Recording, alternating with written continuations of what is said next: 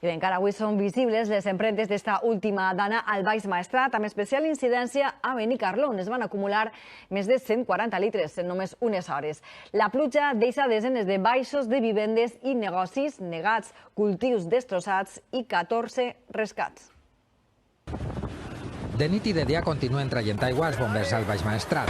A Benicarló li està costant recuperar-se dels més de 140 litres caiguts en apenas unes hores i que deixa empremta a negocis com este restaurant. El techo todas están llenas de humedades, el pladur se ve con manchas. Pàrquings i vivendes inundades són només alguns dels estralls que ha patit el municipi. Vaig intentar treure-ho, però on tenia els pedals i les alfombrilles tot ple d'aigua. On este dijous la major part de les rieres continuen impracticables i agreugen les destrosses en carreteres com esta que va provocar fa només uns dies l'última riuada. Perquè sempre baixa el riu i de la força que fa l'ha trencat. Afectades també centenars d'hectàrees de camp. L'aigua va arrastrar totes les gomes, engisam, brossa, palets i se l'han portat tot. Amb milers d'euros en pèrdues per als llauradors. En la Carxofa tindrem una merma de producció molt important. La riuada va obligar també a rescatar 14 persones com Ramon. No para subir antes de media hora, ya casi me llegaba el agua a la cintura. A qui durant unes hores va amenaçar la tromba d'aigua. No se lo deseo a nadie. Tardarà dies a tornar a la seva casa, que conserva a l'interior els efectes de l'aigua. Ahora pues hay que mirar a evaluar todo lo que hay. Dia després d'una pluja que deixa al descobert vials nous sense capacitat de drenar, canalitzacions pendents. Es viu en situacions d'emergència i riscos per a les persones en el que és la mobilitat